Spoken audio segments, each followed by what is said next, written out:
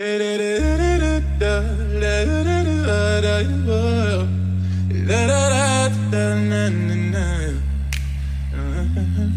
then I want you back for good. I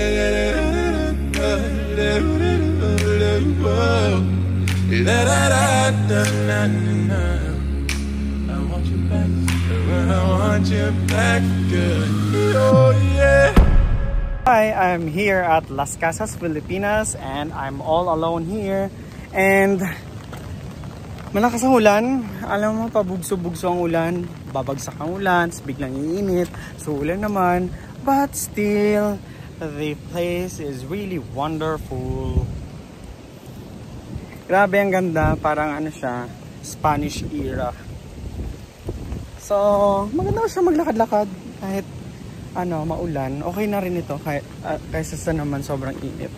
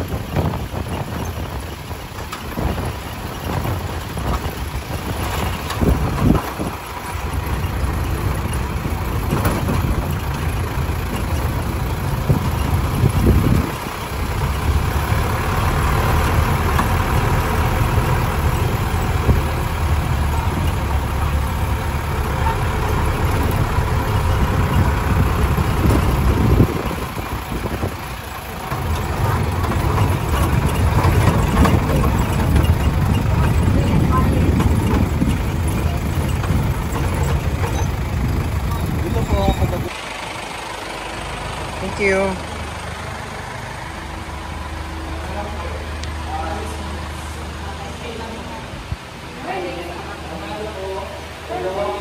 Salitang Espanyol na ang ibig sabihin po sa Tagalog, ang mga bahay sa Pilipinas di Acosar. So Acosar po yung apelido ng pamilya na nagmamay-ari ng resort at nagsimula po sila. May mga hindi po ba nagtatagalog? Meron.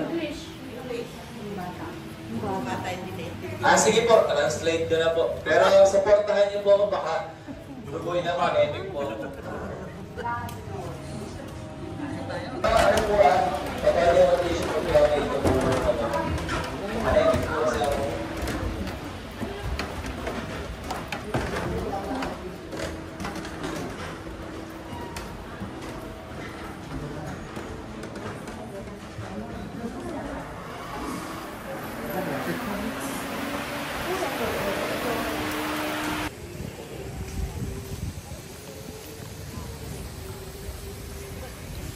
In the Philippines.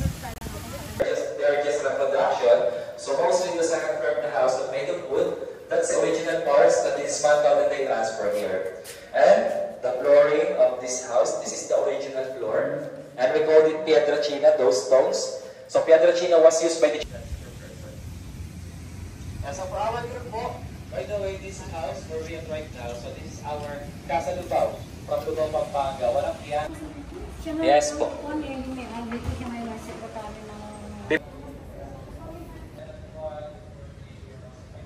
That used by the family when there was attacked by the bandits.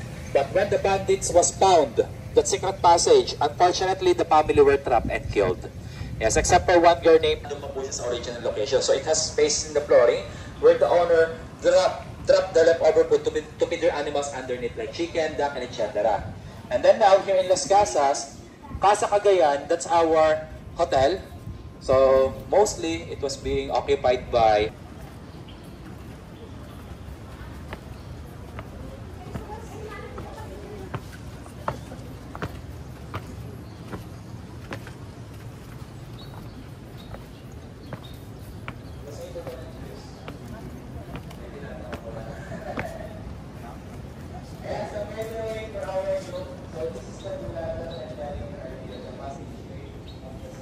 a bedpan. So the Filipinos before, they love using bedpan because most of the washroom during that time are located outside. Instead of going outside, especially at night, they use bedpan. So we call it arinola. And as you can see, it has a small hole. You have to become a sharpshooter. Or sometimes they're using candles. And this is the Bluetooth version. And actually, it has a compartment underneath. So you have to put the charcoal underneath, then just put it on the top to absorb the heat. It's the old toilet bowl.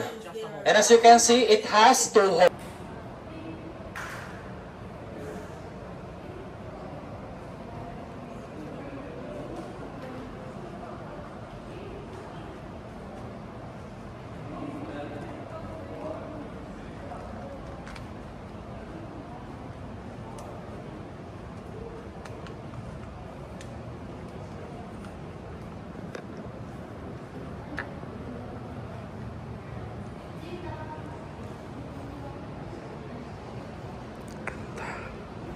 Ganda.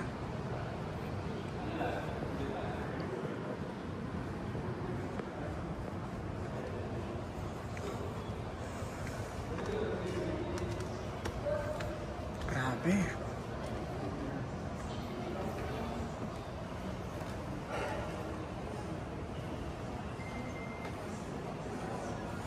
What's inside? Oh my God.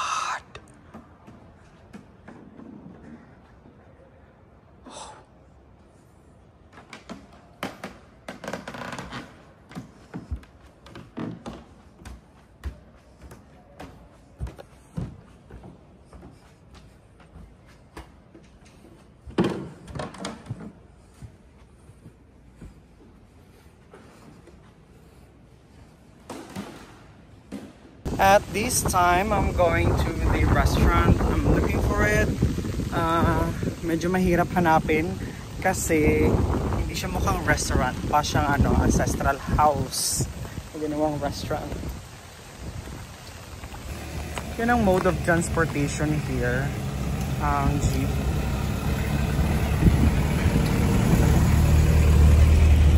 Kung gusto mo nang babalik sa front desk or sa receiving area, yun, sasakay ka doon. Pero syempre mas mainam na maglakad-lakad.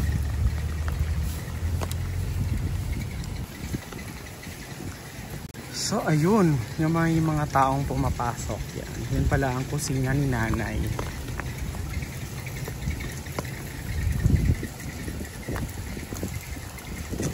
So since umuulan, pasok muna tayo dito. At dito tayo kakain.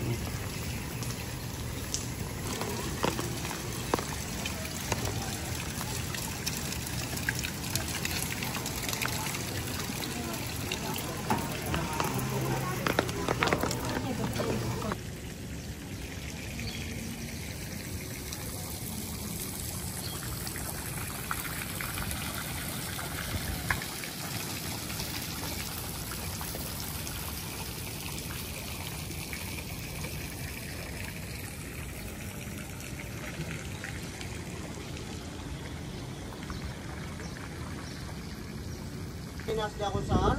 Anak ko nga pala si July. Kaya lang ito ay June na. Unang-una ko sa inyo, yung ilog na binabaybay natin ay natural river.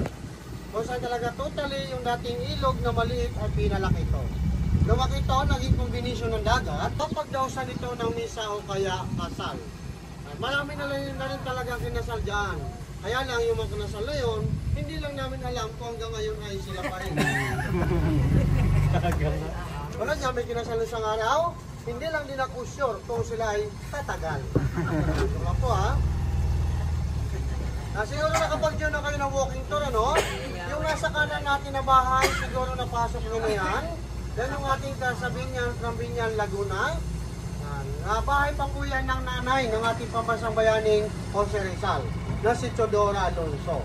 Nakapag-tour na kayo, siguro alam nyo kung sino yung anak na bunso ni Chodora Alonso. Solidad.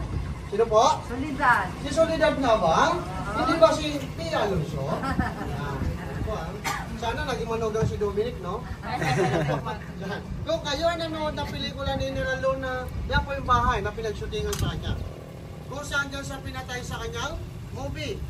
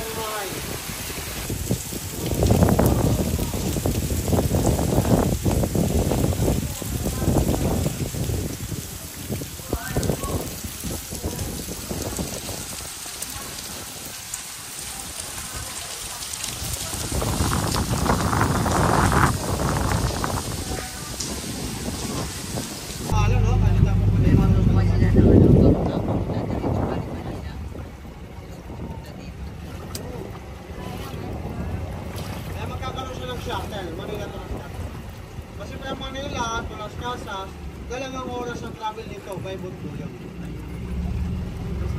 Lapit lang.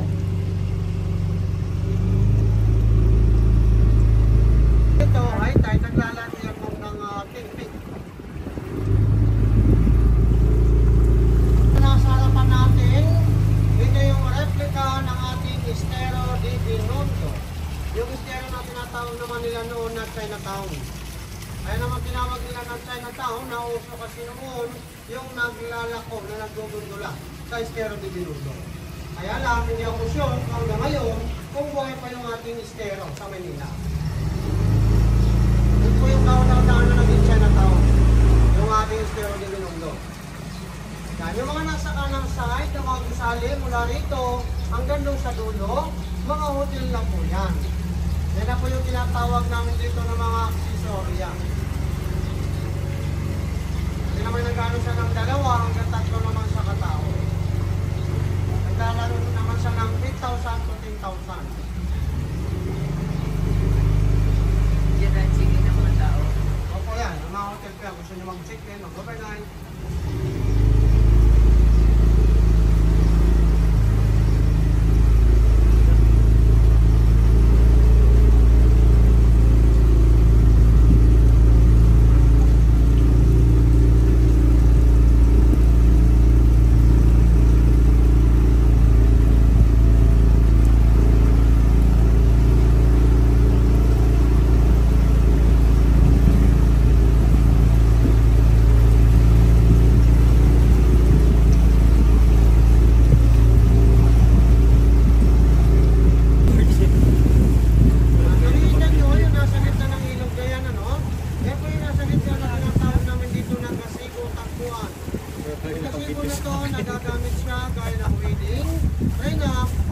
kabisda-bisdaan yung tinatawag nilang proposal.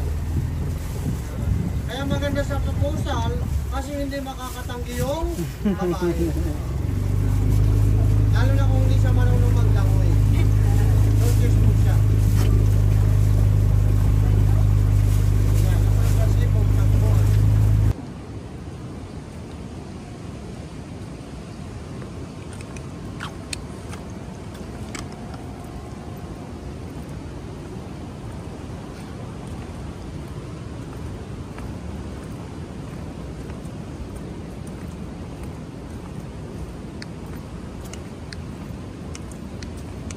Ganda. Ganda talaga ng Las Casas. Kakaiba siya.